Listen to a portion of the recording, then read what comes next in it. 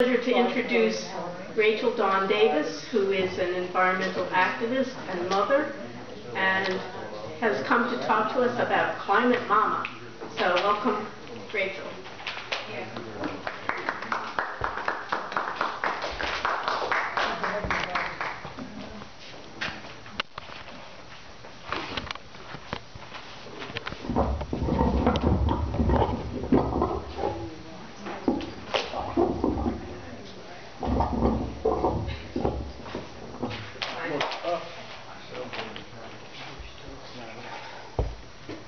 Thanks everyone for your patience. Good morning. Good morning. All right, good job. Good job. Thumbs up.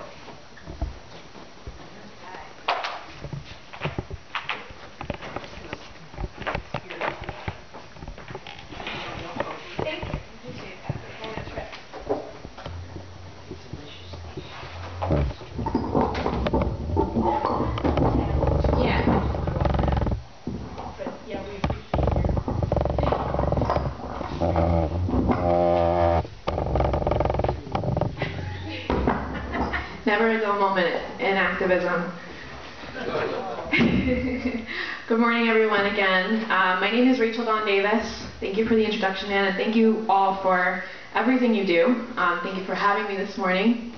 So this is something that I found, I think it was in New Brunswick, in the George Street Co-op, and it really spoke to me because it's true. And I'm living proof that these things work. And I'm not the only person who's doing this in terms of building community. But today I'm going to give you an example of what I am doing in our county. I live in Manalapan now, but I'm not from there.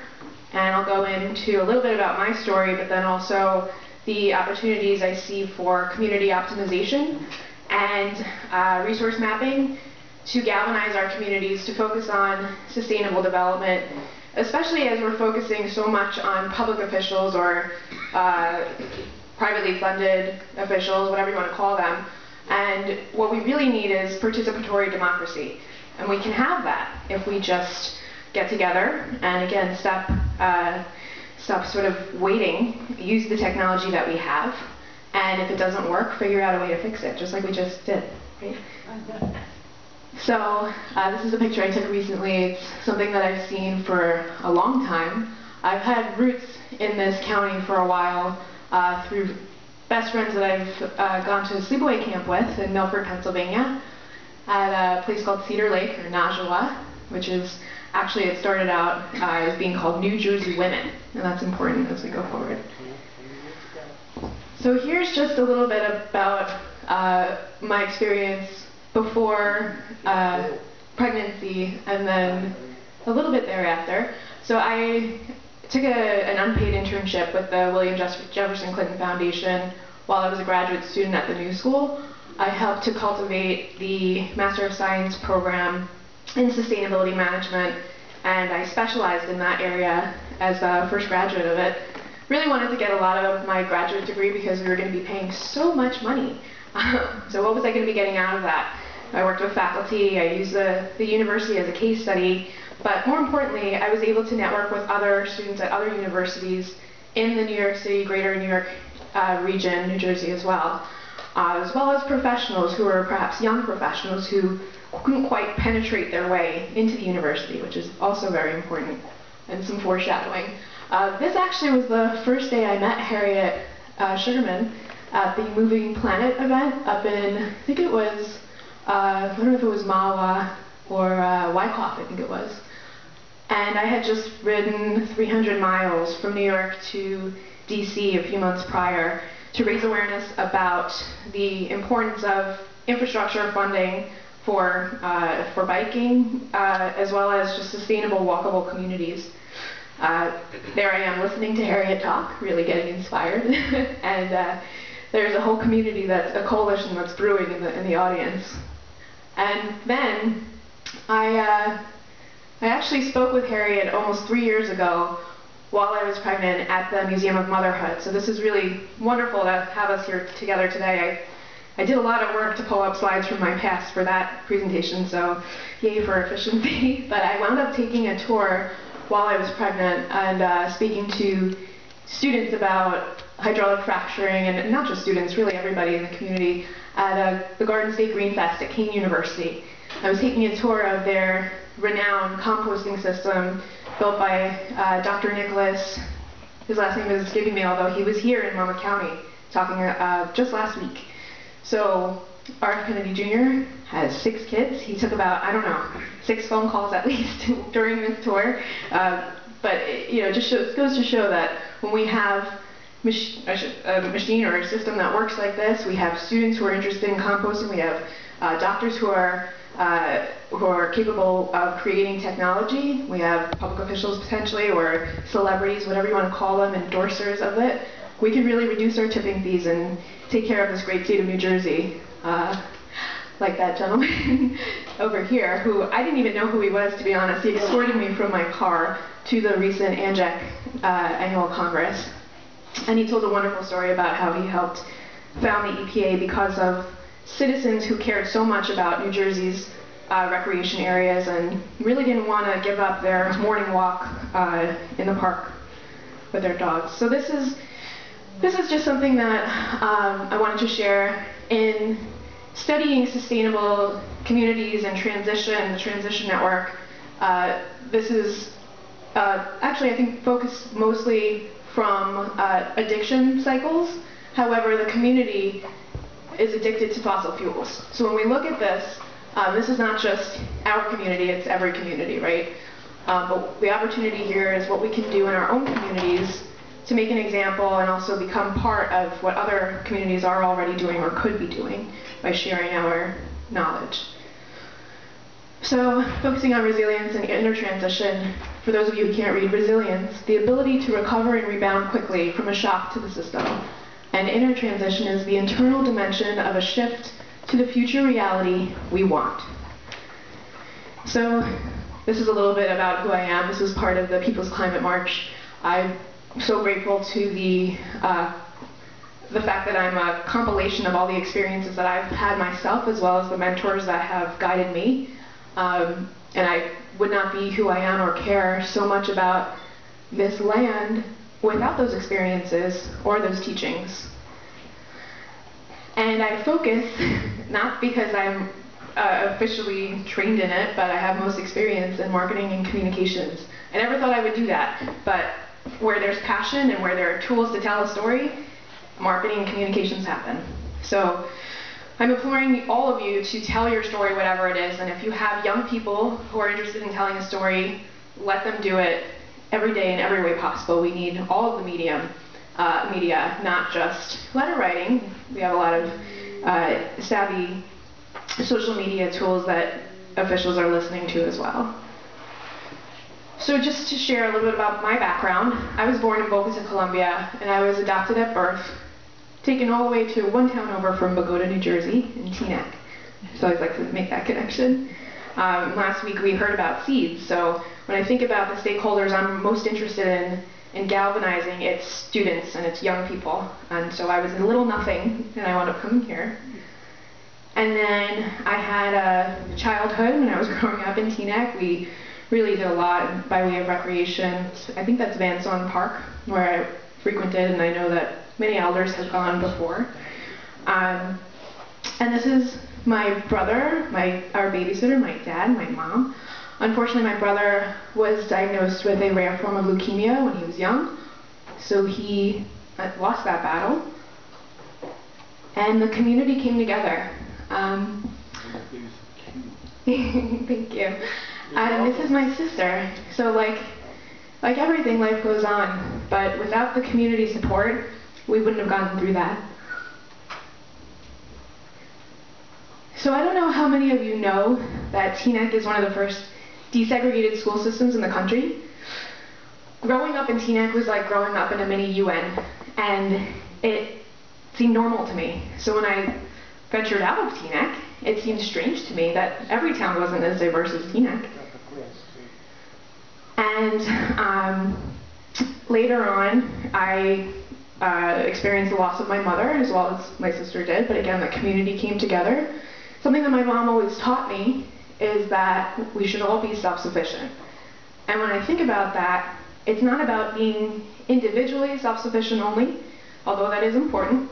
It's about putting together a support network for ourselves so that we may be the most informed people, the most quickly able to respond, right? Rapid response networks that we've been developing throughout the state.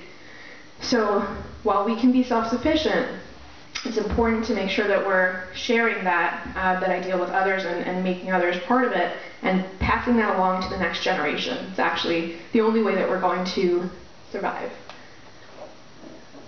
And so I was bit by, I guess, some interest in policy and government. My whole family wanted me to be a lawyer, but I found out quickly that I'm much more influential as a public advocate or activist, as Wendy Weiner would ask me to proudly say that I am. I'm an activist. And so I went out and I acted. Before I became a mom, I went out to my township library where I grew up reading with my grandparents, my parents, and doing school projects. There was a city council, I guess it was sort of like meet the candidates kind of roundtable thing. And I went there because I actually Googled, I think, progressive teen act something, because there was no reporting going on in 2005, zero. So this is leading up to the 2006 midterm elections, local elections, and I asked a very pointed question as an alumnus from every single school in Teaneck, and I got the attention of everyone. Because I think, again, in lobbying, when you have children writing letters, or when you have children or older people out there telling parents or the community you need to act, people will listen. So I used the power of the 50-state strategy and online tools to focus on key races in the country in that midterm election cycle. And then I started a blog based on a group of people who were concerned in Teaneck and other surrounding North Jersey towns called Global Warming is Child Abuse. That's stemmed from my sorority's philanthropy, which is Prevent Child Abuse America. And when I thought about it, child abuse, this is what we're doing by turning a blind eye, by not shining a light where there's darkness. That's child abuse. So really got interested in the power of film to communicate and rally folks around a cause. And I got a couple of films to be played across the country. One is Kilowatt Hours, which was put out, I think, initially by the Sierra Club Clean Cities or Cool Cities campaign. I forgot the actual name. But then also a film called When I Came Home, which is linking a gentleman from Brooklyn to Baghdad and showing the fact that we just didn't seem that we were at war, and do we even still today? Maybe a little bit more. But focusing on legislation, I found it was the most proactive way I could help galvanize, again, the community, meet people, and come together around at least a small success. So I got to help get the Global Warming Response Act passed by building a Global Warming Solutions Coalition, and then obviously the 21st Century GI Bill. So at this point, this is where I kind of left it off when I was presenting with Harriet last time. This was my family, my sister, my grandfather, my cousins in Vermont now, our nieces and nephews who are now quite older, and my husband. So again, before I had kids, I was refraining, it's for future generations, everything that we're doing, it's for them. And I was able to connect with my old self on the bike. So what you see here is, of course, Bill McKibben came to my school, at the new school, and we were talking about, I think it was leading up to Copenhagen. And then this was part of a demonstration, of course, that 300-mile bike ride, which would be covered throughout from New York to DC in the media. I really wanted folks to not just bike to work, I wanted them to bike to school as well. So I wore my sorority jacket tied around my waist, and I think that I added a little bit more of a to that idea that we should be biking no matter what we're doing. And I found, actually, while I was biking, a sign telling me that it said water privatization, FLOW, Franklin loves our water. And I was in Franklin Park, living there. I saw this, I said, oh my gosh, is our water going to be privatized? What's this? Found Food and Water Watch. The water was not privatized then, although it could be now. And I helped build a coalition of folks in North Jersey. And I remember this specifically, going to this school, educating students about fracking. One student raised his hand and he said, so this is affecting our water. I said, yeah. He said, well, water knows no boundaries. We have to ban this. Simple as that. No hesitation, no anything, just let's go. And when I focused on those issues, it was a very big uphill battle, and of course I still am educating myself on those and supporting folks wherever I can, but I really needed to personally for myself focus on solutions. So here I am, quite literally, I found this on the street, I picked it up and I said, oh my goodness, this is exactly the message I want to carry. Renewable energy now. And as a mother, water is life, right? If I don't have water to give to my child or now my hunting dog, that's a big problem. So what am I doing to protect our water? How are we working locally to affect our global problems? Are we covering ourselves in blindfolds, or what are we doing? So now I have roots in Monmouth County for real. This is a group of new moms. Now we're all at least a mom of an almost 3-year-old, but we met when we were really, really new moms in this county, courtesy of a woman I worked with, Jean Marie Donahue, whom some of you know, works for Water Spirit. Here's my hunting dog. We have my local farmer, who is in Howell, and working to promote organic farming and community gathering through food. This is my late cousin Murray in California. This is obviously a beautiful tree. And this is my daughter and our dog sleeping peacefully. So, with that, we have a lot of information at our disposal. This was just a recent placard that I saw at that ANGIC National Congress. It says, are you disconnected? I went to Rutgers, I studied economics, and we have a wonderful research arm at Rutgers in terms of all of these things. And then just locally, we have a lot of experts.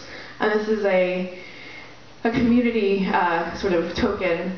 A woman who was pictured before, a new mom friend, actually baked that pie for me, and it's just a microcosm of what can happen when we communicate what's going on in our lives. My husband was diagnosed with cancer. He's fine now, thank God. But if you see, there's a little heart. And my friend never bakes, but this is a chicken pot pie from the heart. And it was delicious. So this is actually in Freehold at the Lake Tapanimas Park.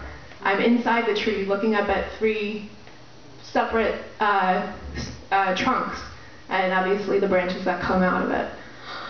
We're all connected, just like trees, and we can share our resources just like trees do with their roots. So, like trees and forests, we have trees that were older and younger. This is a caricature of my grandmother, who actually was born on what is now celebrated as the anniversary of the March on Washington. I don't think that's a mistake. But she was a very big influence to me, and that's who I named my daughter after. Her name was Lillian. And here we are now, in the age of information, where we can pull back from that history and look into our present. What are we actually doing with the knowledge that we have, or the ability that we have to have things go viral, right? And this is Ida B. Wells. She was very, very strong in her day, sending pamphlets of exactly what was happening in terms of slavery and lynching to Frederick Douglass. And I think things are no different today, especially when we put things out on social media. We're hinting at the truth. We're really sharing the truth, and people are finding it. That's exciting.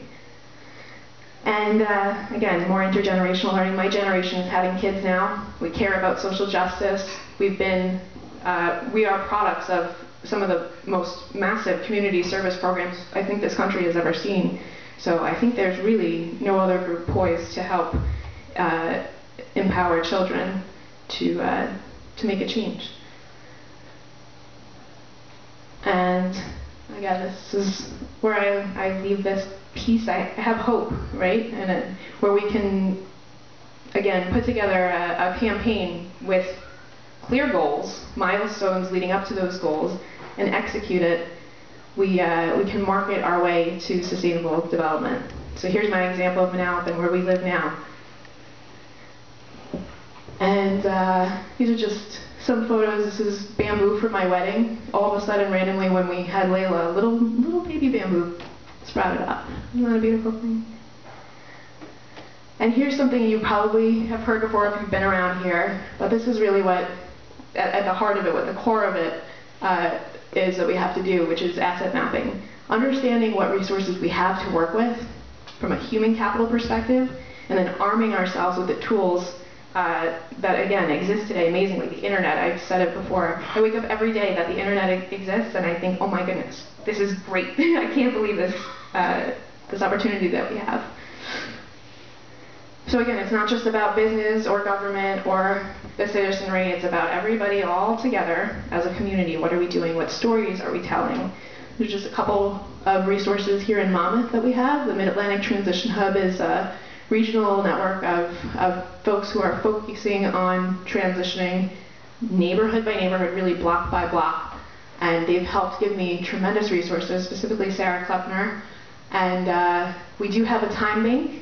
It's called monmouthresourcesnet.org. If you're not on it, please get on it, create a profile for yourself, let us know who you are. And so, just a very brief overview, and I will share these slides with you for those who can't read them, or I don't usually put a lot of text on, but this is in part from a presentation I gave to my environmental commission in my town on Monday. And it gives a brief overview of what I see as the opportunity to communicate our zero waste campaign before we start enforcing finding people for not adhering to our recycling or waste guidelines. So it's a real rich example of how we can galvanize the community around something that it doesn't matter what the politics are. We can't waste anymore. We can't be a garbage state. So the first few steps we have to engage in, first one being positive visioning. So really getting the whole community together to talk about, well, what is Manalapan?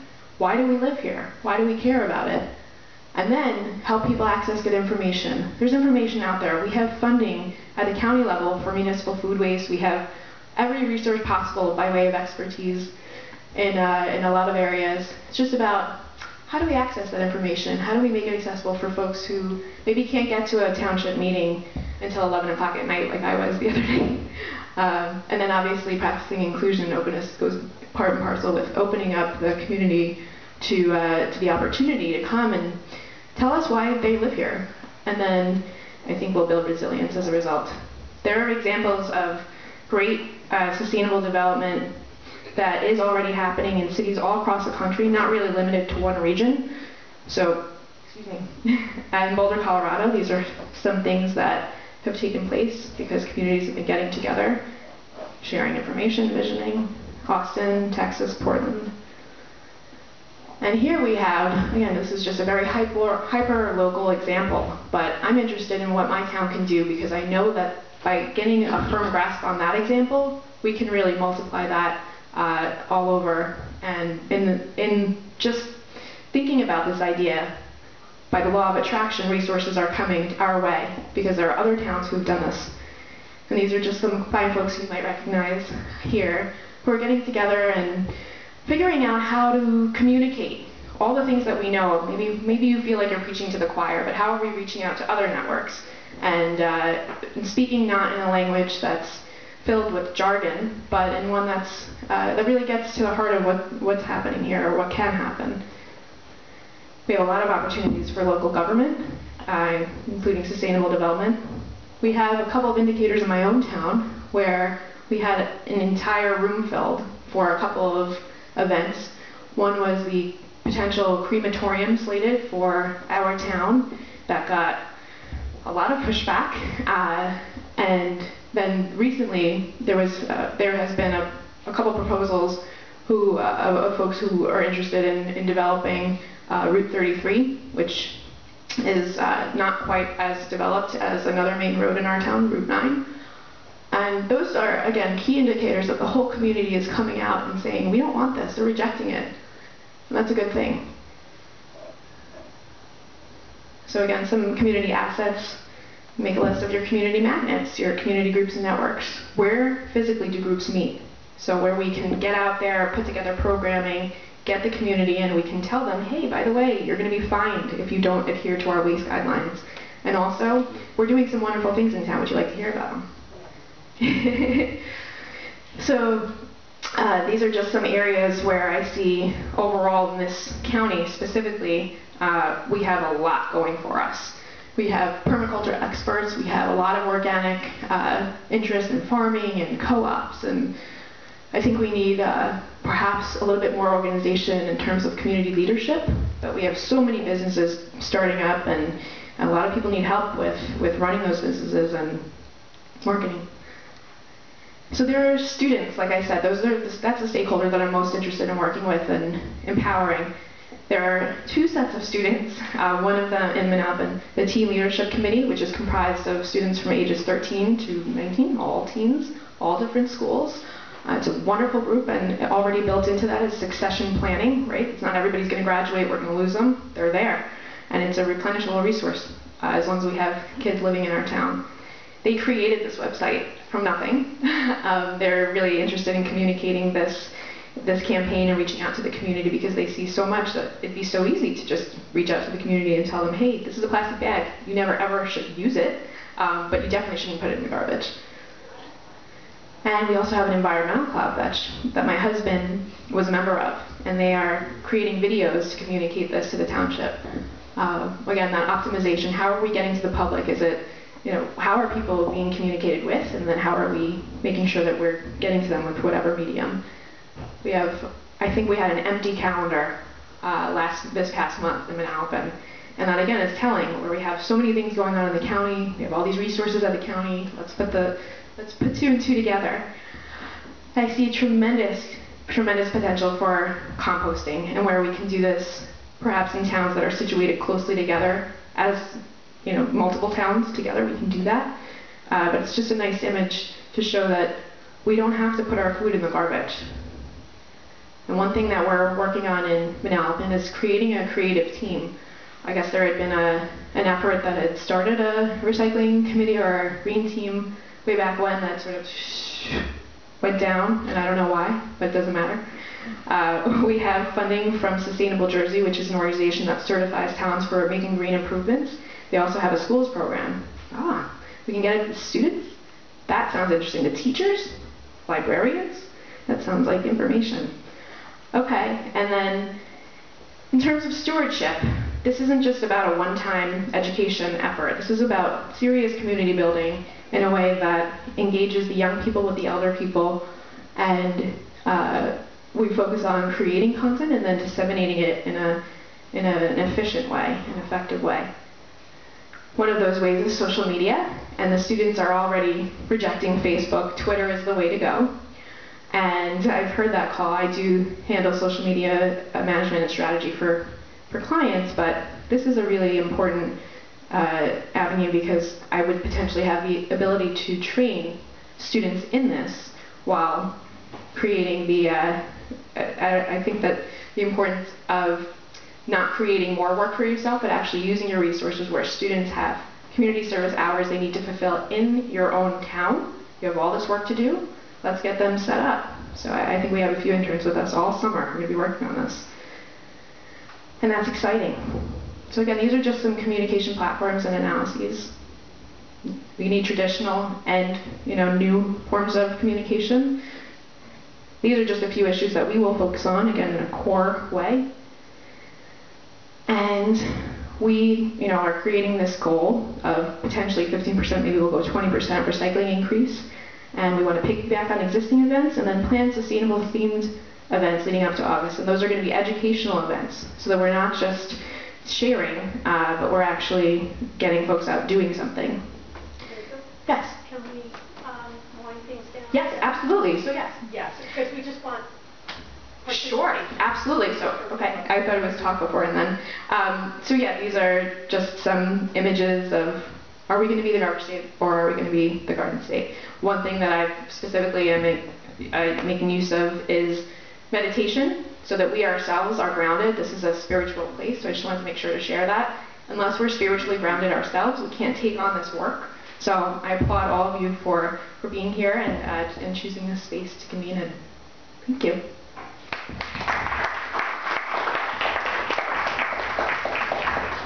So I didn't mean to cut you off, just we want to make sure we have opportunity for people to ask questions, and I need to get away from this. So are there comments and questions? Yeah, I just wanted to thank you for coming and presenting this topic. If you look around the room here, most of us are old folks, and and most of them are caring, committed old folks, and it's great to see young people saying and doing the things that you're doing, so I applaud you. Thank you.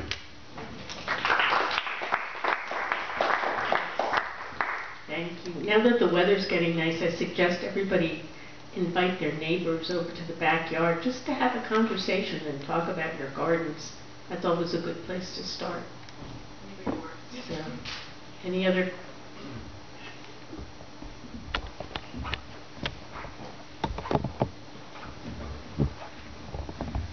I saw you were talking about organic gardening, organic growth, but we see more and more genetically modified foods are being introduced. Like last period of 2-3 months, we have new apples, now we have new potatoes. How does that fit into organic growing? Sure. I'm not a farmer, but I know that we have folks who are experts in that regard. And just last week, there was a film focusing on seeds that are local, that are not damaged by Monsanto or any sort of hybrid pollination. So I think that there are great farming practices that exist, and I think it's up to us to do our due diligence and make sure that our farmers market is carrying, or our co-op is carrying, the best possible produce for ourselves that isn't compromised.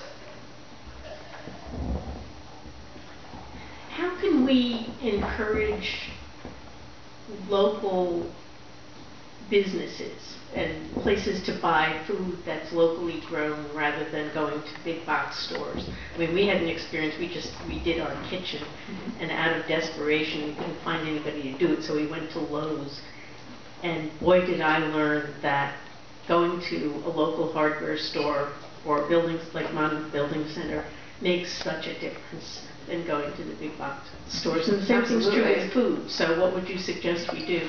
Yeah, it's interesting. Again, I think if you speak up in this community, certainly you'll be pointed in the right direction. I found the Shangri-La Farm Co-op through a woman named Debbie Porter, she's been calling herself a Garden State Green Quest expert. She's a composter. But I think it's just having those conversations. I never would have known. I think I've heard of Purple Dragon, but I wanted something closer to my own home. And in almost a fit of frustration, I said, but I want something closer. I don't want to have to drive to Red Bank. So I think if you speak up and ask, you could find them. But part and parcel with that resource mapping that I was talking about, what co-ops are out there, what farm stands are out there. I actually found a farm sort of store that sourced sustainable beef while I was biking in Franklin Park. I never would have found that if I didn't just bike and go. So I think there are a lot of ways that you can find them, but ask the questions.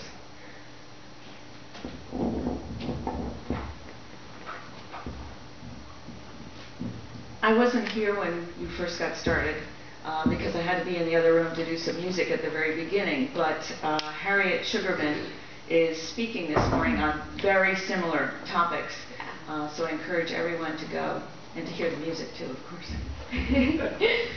Yeah, you missed Harriet and I, we go way back, and some of these slides are from a presentation she and I gave together 3 years ago. So for those of you who are visiting, we have a second service that will be starting at 11. You want to hear that. So other comments, questions?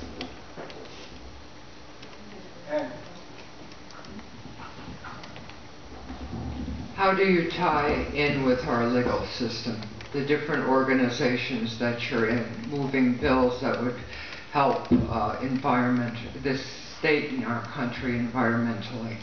Absolutely. And it's funny, I just put this slide up because this is our mayor who came out to an event on Earth Day at my daughter's school in Freehold, even though he doesn't live there. What I've been focusing on is the ability for us to pass local resolutions, and that's actually how I even came about being here today in Shore. I went around to all the environmental commissions in every town in Monmouth and Ocean, or those that I could get to before I had the baby, and educated them about hydraulic fracturing. There are many existing templates for resolutions. I was met in Howell with an elder I left the meeting with in my hand a printed version, and I have it today, of a resolution banning styrofoam, which they did in Howell, which they did in Secaucus. You know, the plastic bags, styrofoam, they're going to be banned in the whole state if I have anything to do with it. And it's, it's about folks who are interested coming together in their own town, putting it forth at their local meeting, and getting engaged with their local representatives. Again, that's just one piece of it, but if we can do that, it's very powerful.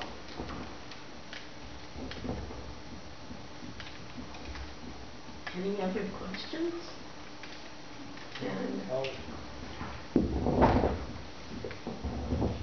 Help me here. I'm John Leclinko. I'm going to take a different tack.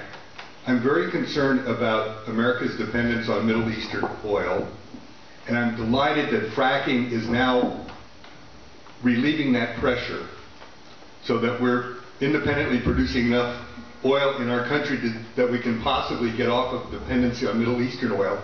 And so I'm wondering, what's the solution if we don't do fracking? Do we go back to being dependent on Middle Eastern oil? Because it doesn't seem like anything's moving ahead with renewable energy. Can you comment on that, please? Sure. I would urge you to look into any major financial news network. There are articles I can point to just in the last week alone that say exactly the opposite, that renewables are proving out, that renewable fossil fuels are the way of the past, natural gas extraction is not profitable anymore. So folks are getting out of that. Look at CNBC. Any sort of, I studied economics at Rutgers, so as much as I love the environment, this is about economics, and it's got to prove out, and it is. So with this slide, I just wanted to share, it's about telling the story, right? So take your own video camera, take your own pictures wherever you are, and tell your story. The story is not that fossil fuels are still here, that natural gas is a bridge fuel. It's not. That story's over. We're not having it anymore. The 20-somethings have actually become more populous than the baby boomers, and that's a great thing. So they'll be telling the stories from now on.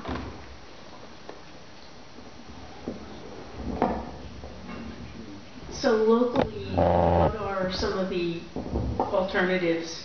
I mean, we had I think it was Iridium that we Sure. used, and then the cost went up so much that we had to switch back.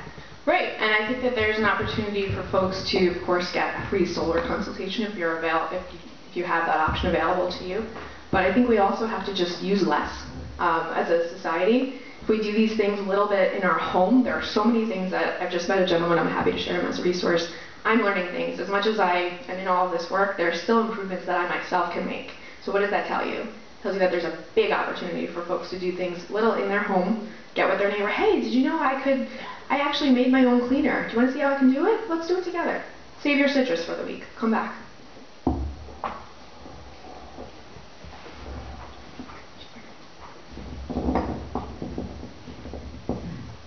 Our grandchildren go to the Bradley Beach Elementary School, and it's another one of those UN schools where it's very integrated.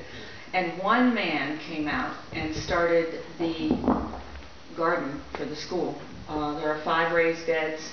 One man, but the whole community came out. Well, a lot of the community came out to help with this and bring in the soil and put all the stuff. So I think there are certain people who have that kind of energy, and the only thing that I could do, since I don't have that kind of energy, was to point him towards Master Gardeners.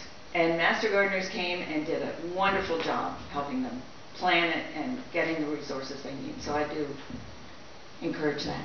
And again, sometimes it's just that your piece is some of the most important piece of all of this, right? Is connecting people with resources, or connecting people with other people who do have that expertise. Thank you for sharing that. Hello, I just recently attended a sustainability event for the New Jersey Higher Education Sustainability Conference, and students were given awards for different things that they're doing. And I saw, just to address the energy piece, I saw a demonstration of the PhD who runs the Chaos Lab over in Princeton University, and he rode his bike from Princeton up to Duke Farms in Hillsborough, which is on the other side of Hillsborough. So it was a good ride. And then when he completed his journey and he completed his talk about what he has done with the students, he got on his bike. Well, he had one of the kids get on the bike, and he attached some device that allowed the base of a blender to use the pedal energy to spin the wheels on the blender, and so he created a smoothie. So this way he could carry his, chopped up fruit with him, or go to the farm and then make his smoothie when he was, hot and sweaty from taking the bike ride. So it was really very interesting to see that this kind of innovation is going on, and that again, that the newer generation, and I work in a university, so that I see that the newer generation is really taking hold of this need to group together in working towards a better future for all of us, because we are all here to sustain the future generation. So thank you, Rachel, for joining us. Thank you. Exactly. Just in that one example, that gentleman made a lot of choices, didn't he? He made a lot of choices. He got up, got dressed, thought about it, brought his food. So all of those things are what we really need to be cognizant of, and that's what meditation has been teaching me. Every moment we have a choice.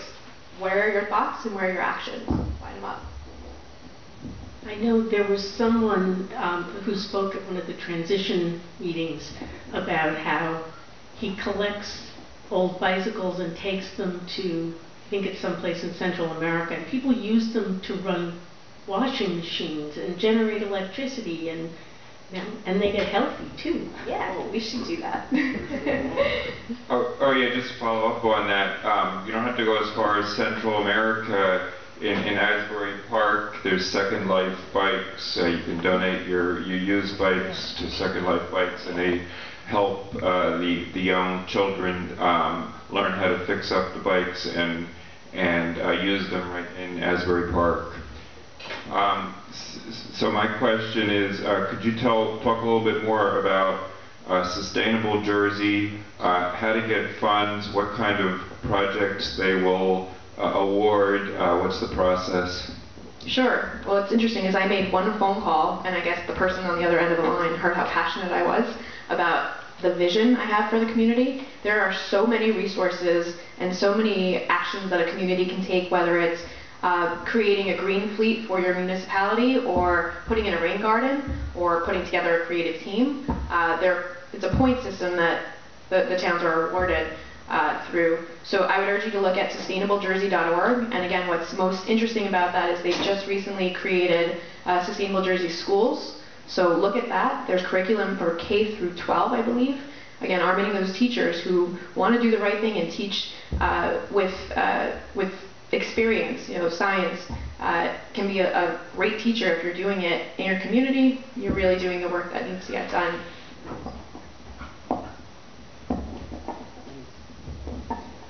Would you support mandatory community service for public schools, or would you? I thought there already was. I'm sorry.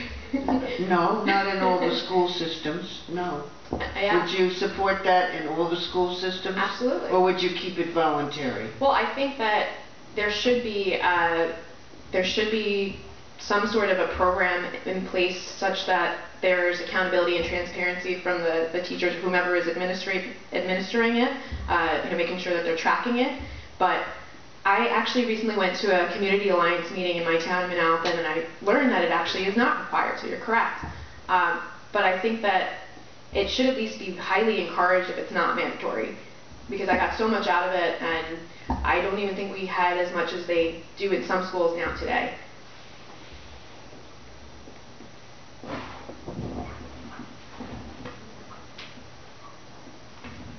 Hi.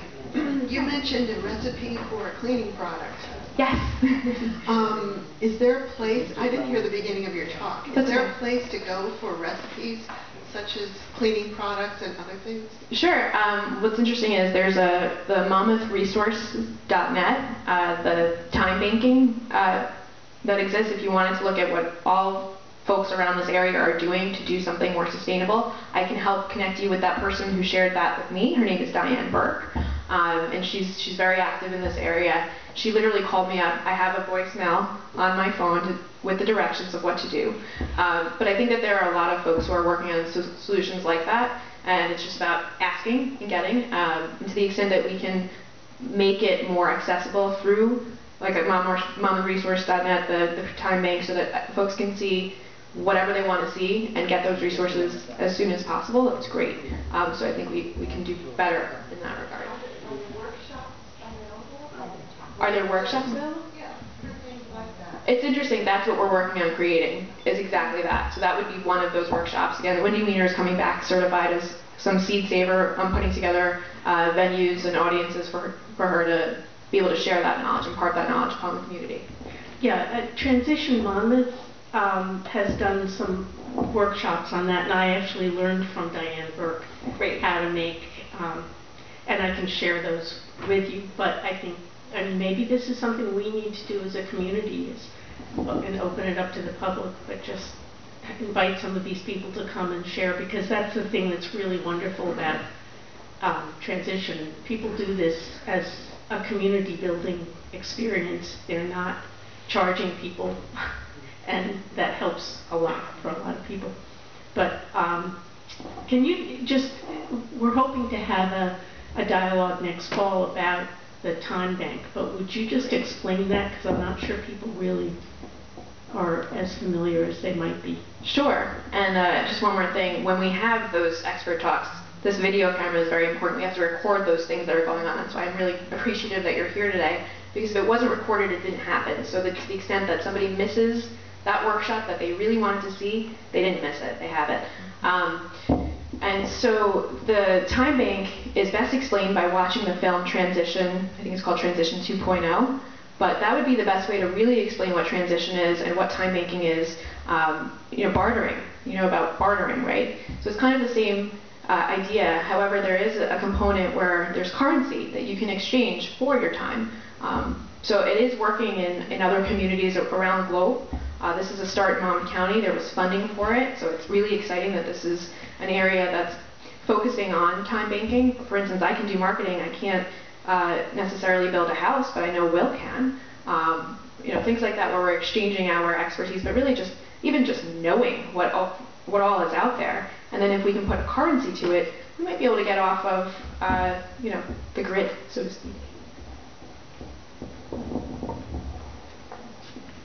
Hi, this is just a very small part, but I'm wondering, how could we possibly get grocery stores to not use plastic and go back to using paper like we did in the old days?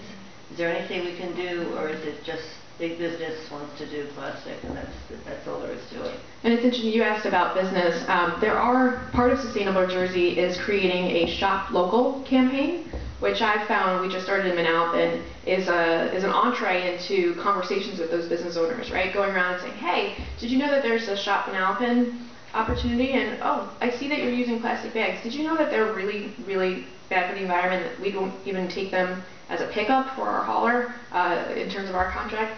Oh, in this town, you could list so many towns who have banned plastic bags, banned styrofoam.